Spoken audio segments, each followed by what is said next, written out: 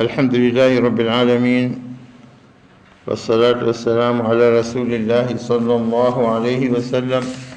رب اشرح لي صدري ويسر لي أمري واحلل عقدة من لساني يفقه قولي. أما بعد، tulisimama jana katika aya ya surati Sajda, aya ya 4 yenye kusema a'udhu billahi minash shaitani rajim الله الذي خلق السماوات والأرض وما بينهما في 6 أيام ثم استوى على العرش ما لكم من دونه من ولي ولا شفيع أفلا تتذكرون. Aya hii tulianza kuielezea na tukasema kwamba katika msahafu utakuta si chini ya mara 7 mara 8 imetajwa katika kuumbwa mbingu na ardhi, na yote hii dalala ala ayi shay, ina dalili kitu gani, inatupa mwelekezo gani kwa kutajwa namna hivi kila mara? Tujue kwamba kuumbwa kwa mbingu na ardhi ni kitu kikubwa sana ya sisi binadamu tuweze alau kufikiria ukubwa wa Mwenyezi Mungu Subhanahu wa Ta'ala. Inna khalqa as-samawati wal ardh min a'zami ash-shahadat ala haqiqati al-uluhiyyati lillah, ni shahada zilizokuwa kubwa, dalili zilizokuwa kubwa ya kuonesha utukufu wa Allah wa rububiyyati, na ulezi wake, wa wahdaniyati, na upweke wake, peke yake hakuna mwingine anamsaidia, wa izzatihi, na utukufu wake na nguvu zake, wa qudratihi wa qayyumiyatihi, leta sifa zake za hasma Allah al-husna zote zinaingia katika kuona katika kuumba mbingu na ardhi na vile vilivyokuwa ndani yake. Kwa hivyo kiasi ataje kila mara kwa kumzindua, kila anaposoma binadamu ajue anakumbusha Mwenyezi Mungu aliumba hivyo. Antum ashaddu khalqan am as-sama, nyinyi mna nguvu kweli, mmeumbwa mwili mkubwa sana au mbingu? Banaha, yeye ndio aliyojenga, na hii banaa peke yake ni miujiza, kama tulivyosema ndani, imejengwa, sio kwamba imeundwa tu hivi hivi. Mwenyezi Mungu ametupa yani sharh ya kuelezea kwamba amejenga. Wasamaa banainaha biaidin, kwa nguvu, wa inna la musiun. Hebu jengo gani linalojengwa likawa siku zote jengo lile linapanuka? Jengo kishajenga ishakuwa thabiti. Hizi ndio nguvu za binadamu, lakini Mwenyezi Mungu wa inna la musiun tu katika kupanua tu, napanuka tu. Naam, wa inna subhanallah alladhi Allahu alladhi khalaqa as-samawati wal ardh, ndio aliumba mbingu na ardhi, na tumeelezea wama bainahuma, ni vilivyokuwemo baina mbingu na ardhi. Hata wafasiri wengine wakenda kwamba wama bainahuma, ambazo ziko aya 3 katika 7 hizi au 8 zilizotaja nini, zilizotaja wama bainahuma, na dalili kama vilivyokuwemo ndani, kama kwamba kitu vilivyokuwemo ndani ya bahasha vilikuwa vitunu, na kwa hivyo walikuwa muhimu katika bainahuma huwa ibn Adam, na binadamu wametukuzwa. Na hapa alosema fi 6 ayyam, katika kuumba mbingu na ardhi kwa siku 6.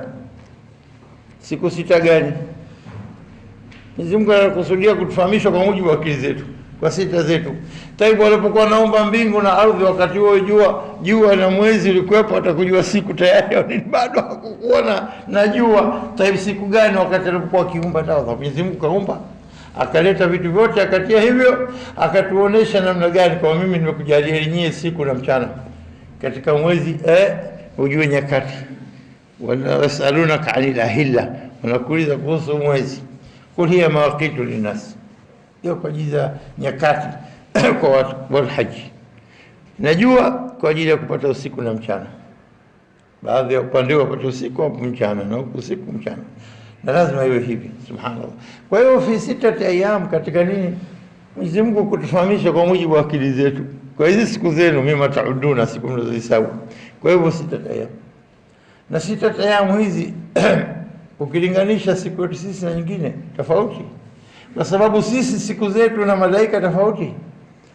Na tutakwenda hapa katika nini, ilmu ya relativity ya nisbia, nguvu za malaika binisbati nguvu za binadamu. Binadamu si chochote. Sasa kwa hivyo utaona aya inafuatia, yudabbiru al-amra min as-samai ila al-ardi thumma ya'ruju ilayhi fi yawmin kana miqdaruhu 1000 sanati mimma ta'udun. Malaika kazi zao wanazozitekeleza hufanya katika siku moja, lakini kwa ukubwa wake miqdaru 1000 sana, Wewe ukikwenda kwa Mwenyezi Mungu juu ya mbingu zetu zote 7 na kwenda juu, jua letu lenye kuzunguka likatoa katika ardhi hii siku masaa 24, siku 12, saa 12, halafu siku ile moja inafanya kazi nje ya mbingu au nje ya solar system yetu tabu nje ya planet yetu ya ardhi. Nenda katika Jupiter, nenda katika Uranus, nenda katika Neptune, nenda katika Pluto. Hizi kila moja na siku yake na ukubwa wa siku na ukubwa wa mchana na usiku na ukubwa wa mwaka. Sisi na siku 365 mwaka. Mars iko na siku 80 na ngapi? Siku 86, 80 ngapi? Kwa sababu liko karibu na jua. Na ile kwa mbali kule. Mwaka wao miaka kwa miaka yetu sisi.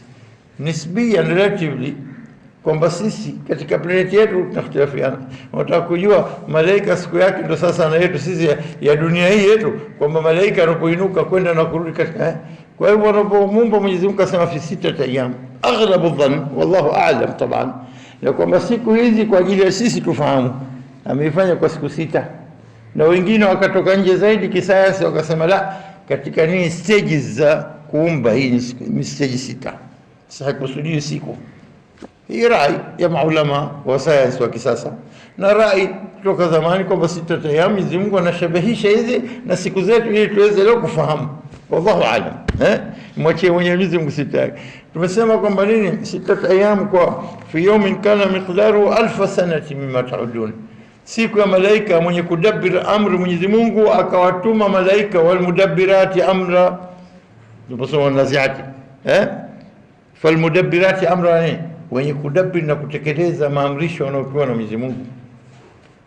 Kwa hivyo kwa siku kwa Mwenyezi Mungu ni zaidi kama miaka 1000 tusihesabu. Ndio siku moja tu. Asiwa. Na kila kitu leo tukitazama kitu kimoja, hebu tuchunguze. Qur'ani imetupa mifano chungu zima. Subhanallah. Anatuambia yule alladhi akala ifritu min aljin, yule ifriti. Sasa ifriti mtoto ifriti huyo mara karuka hapo mara asiwa. Kadhalika ifritu min aljin kasema ana atika bihi qabla an taquma min maqamik. Sio ifritu min aljin kasema mimi nitakuletea kiti hicho kabla hujainuka kwenye pale pako. Yani sio kuinuka na kusimama. Kuinuka yani katika jalsa yako ina mkutano na mawaziri wako na nini, hata ukimaliza mkutano nusu saa masaa mawili kabla hujainuka kiti kishafika. Hizi ndio nguvu za ifrit min aljin. Lakini qala alladhi indahu ilmu min alkitab kasema mwenye ilmu ya kitabu kasema ana atika bihi qabla an yartadda ilayka tarfuk, hata macho yako hujapepesa hujafunga ukafungua tayari. Si waziliana hapo. Sasa malaika atakuwa anafanya hivi na Mwenyezi Mungu kun fayakun yake itakuwa vipi? Subhanallah. Sasa hata akasema pale nini, basi alipoona mustaqira nimetulia kiti chake akamshukuru Mwenyezi Mungu. Sio kwamba ngojea sasa nguletee sikuletee fumba macho basi wewe kabla hujafumba na kishaleta kombele yake. Subhanallah. Kwa hivyo malaika yudabbiru al-amr. Subhanallah. Na kwa hivyo ukija katika 6 ayyam mwachilie Mwenyezi Mungu mwenyewe. Kwa hivyo alladhi khalaqa as-samawati wal ardha wama bainahuma fi 6 ayyam. Na jana tukachambua hizi siku 6 zenyewe au marahil kama zilivyokuja katika aya sura nini, sura Hamim Sijda au sisi ndio ita sura Fussilat, ikachambuliwa kwa kusema nini, qul ainakum kuanzia aya 9 Fussilat, qul ainakum لتكفرون بالذي خلق الأرض في يومين وتجعلون له أندادا. Sema waambie hivyo nyinyi mnamkataa aliyeumba ardhi. Kaanza ardhi kwanza wal ardhi katika nini, fi yawmain, katika siku 2. Watajaluna lahu andada, na mkakaa kimpachikia miungu ya uongo. Dhalika rabbul alamin, huyo Mungu walezi wa viumbe vyote hivyo, walimwengu wote. Yeye ndo Rabb, yeye ndo mlezi, yeye ndo muumbaji, yeye ndo mtazamaji kila kitu. Halafu kisha siku 2 hizi akaendelea kwa kusema wajaala fiha rawasiya, katika milima, sio min fawqiha, juu yake. Fawqiha hai inarudi yarja ila al-ardh, sio min fawqi al-ardh, min fawqiha, wa baraka fiha, na kwa hivyo kutia milima na kubariki ardhi hii, wa qadara fiha aqwataha, akakukadiria vyakula vinavyohitajika na viumbe vyote atakavyokuja kuviumba baadaye, na viumbe vimekuja baadaye vyenye uhai. Kwanza tia aqwat, qut ni chakula, aqwataha vyakula vyake, miti na vyote vinginevyo, aqwataha fi 4 ayyam. Zimekuwa siku ngapi hizo? Siku 6 au 4? Kule fi yawmain, na hapa fi 4 ayyam. Lakini mimi najenga maguzo kwa wiki moja na namaliza matofali yote kwa wiki 3. Imekuwa ngapi zote? 4. Kwa nini 4? Mwanzo si wiki moja na wiki 2 nyingine kwa wiki 3. Sasa ukitaka kuchukua wiki 4 wewe tena yari yako, lakini kwa wiki 3, yani moja tu. Ukitaka nguzo tu nakufanya wiki moja, ukitaka jengo kamili mpaka matofali wiki 3, yani 2 wiki moja na 2 baadaye inataja, sivyo? Ndio hivi ndio vinakuja, kwa sababu siku zote zinataja 6 ayam. Aya zote mara 7 8, unakuta nini? 6 ayam. Halafu hapa iwe 8, itakuwaje? Tena hapa kwa kuchambuliwa hasa kwa wazi, fusila tafsil kwa wazi kabisa, sio? Halafu utasema siku 4, 2 za mwanzo na 2 za pili. Kwa hivyo kazi yote hii ya nini? Kutia majabali, kuthibitisha ardhi, kuibariki, kutia vyakula vyake, hizi siku 2 nyingine kasa siku 4. Thumma stawa ila sama, kisha akatawala mwenyewe katika mbingu yake aliumba. Wa hiya dukhan, na iko katika nini? Hali ya nini?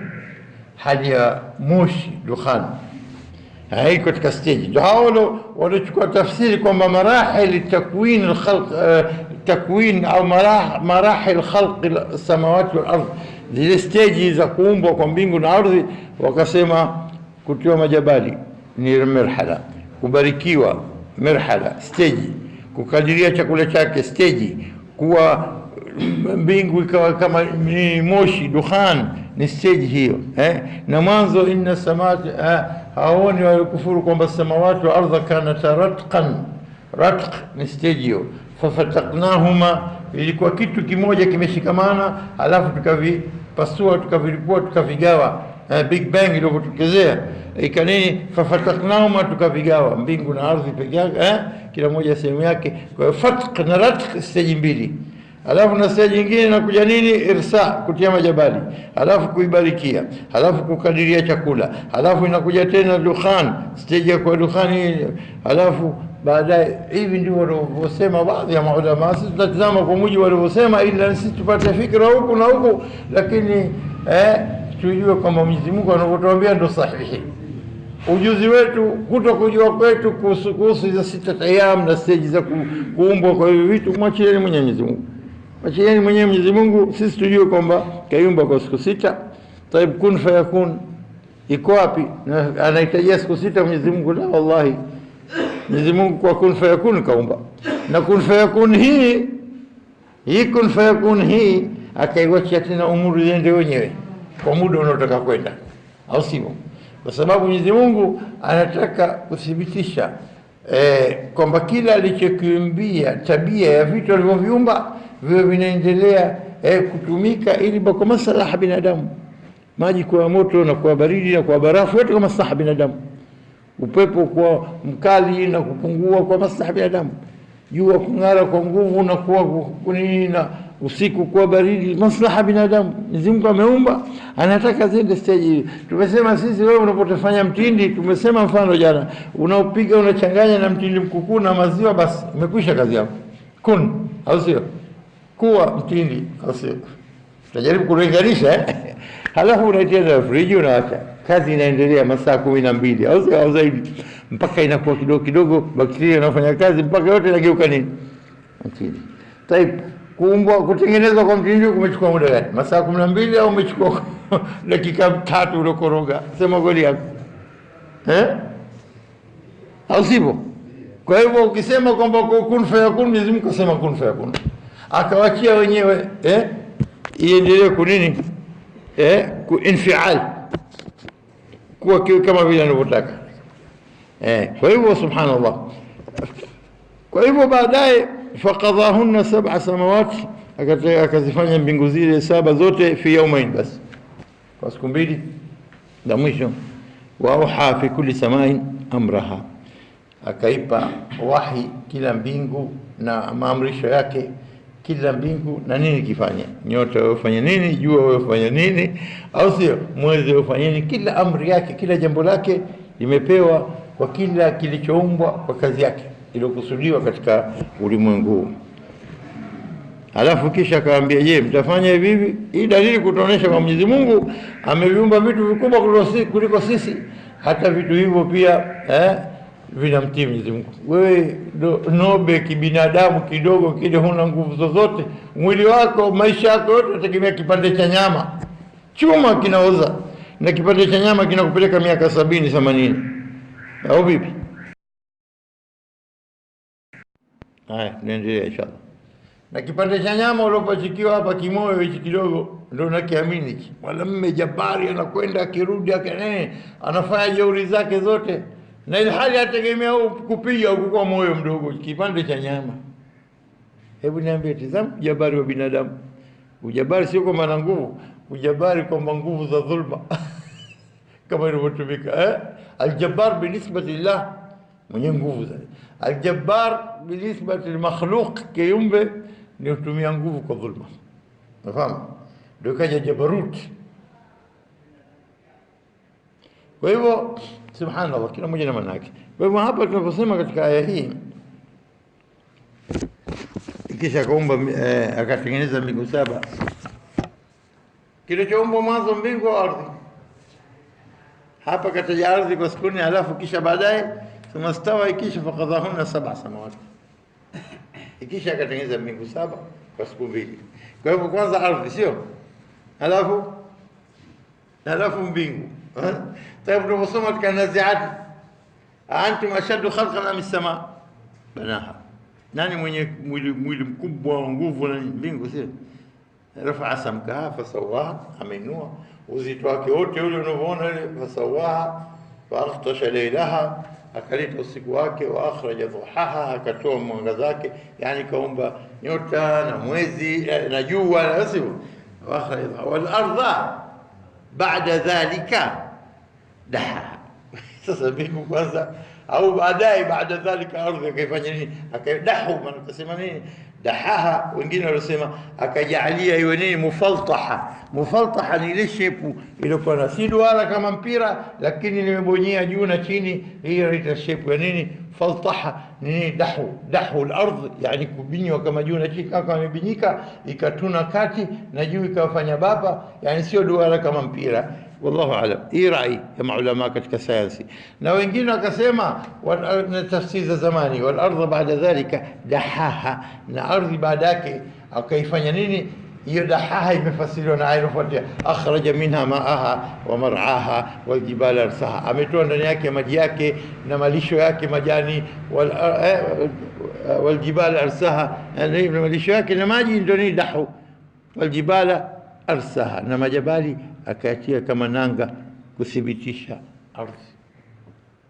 Allahu a'lam. Hal dahu manake shepu au dahu manake kule kutiwa maji yake na miti yake na Allahu a'lam. Almuhimu, hivi ndivyo ayat zinavyosema.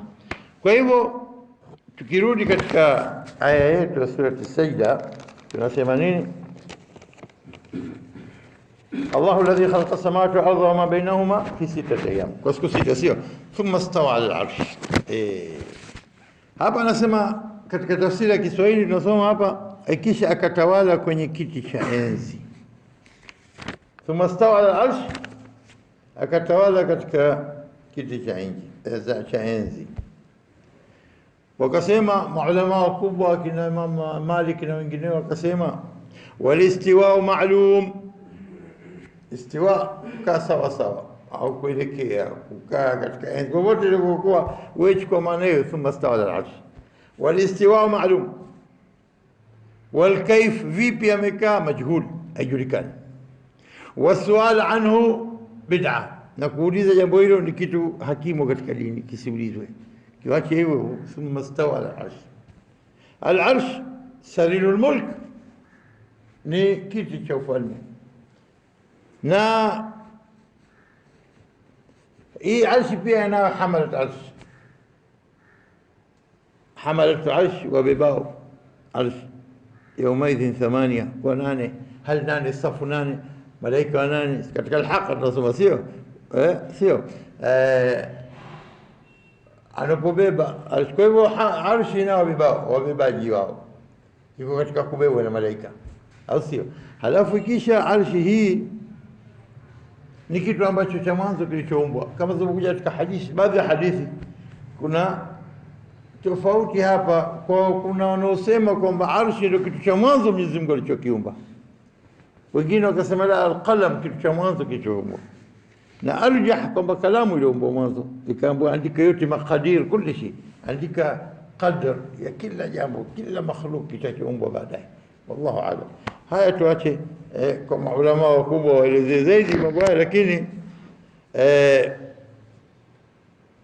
arsh katika Qur'ani imetumika istawa arsh, kiti cha Mwenyezi Mungu, kiti cha enzi, mwenye enzi, asiba Mungu subhanahu wa ta'ala, subhanahu wa ta'ala.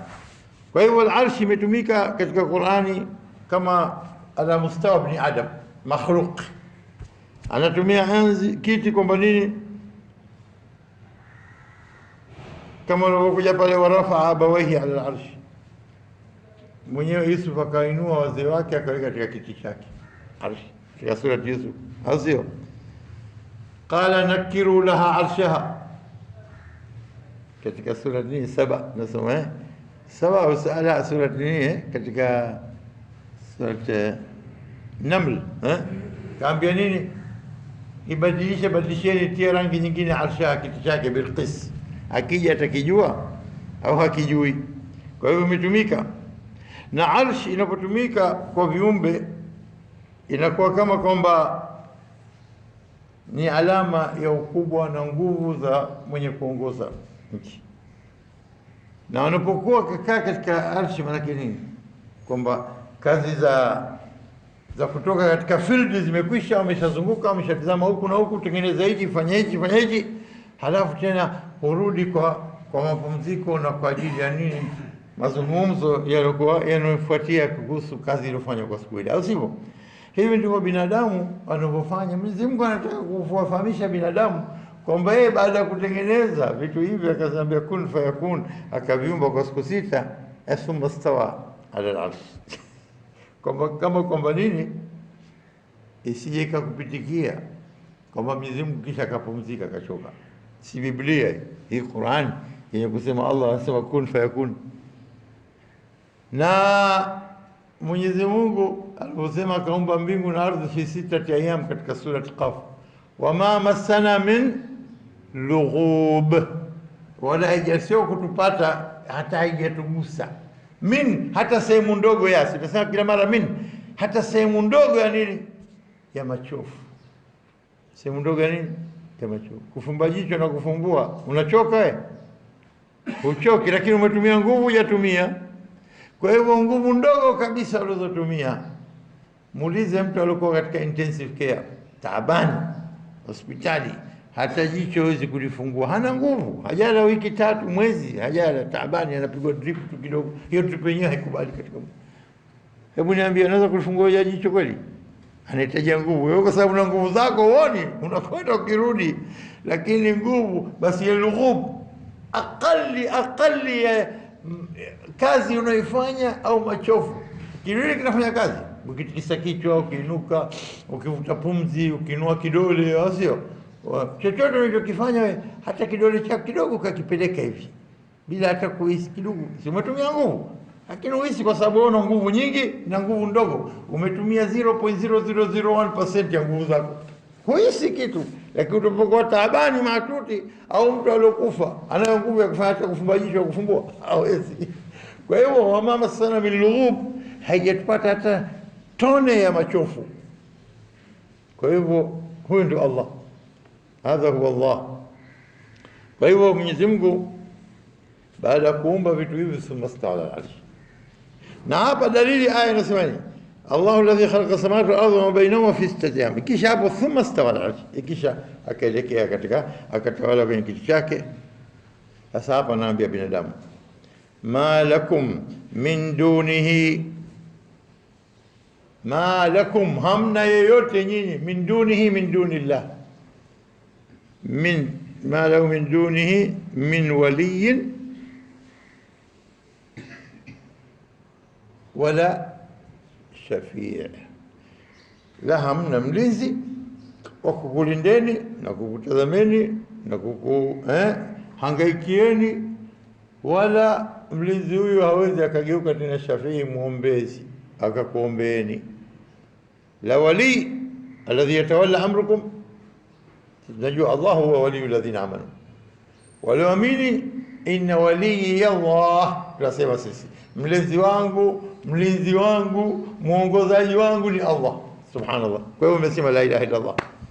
Tayib, Allah waliyu alladhina amanu, mwenyewe anasema Mwenyezi Mungu naam mimi, akasema ala inna awliya Allahi la khawfun alayhim wala hum yahzanun, wale wapenzi wa Mwenyezi Mungu. Kwa hiyo wanakuja mapenzi na ulinzi na maelekezo, anakuelekeza na hidayah na kila kitu inaingia katika yote.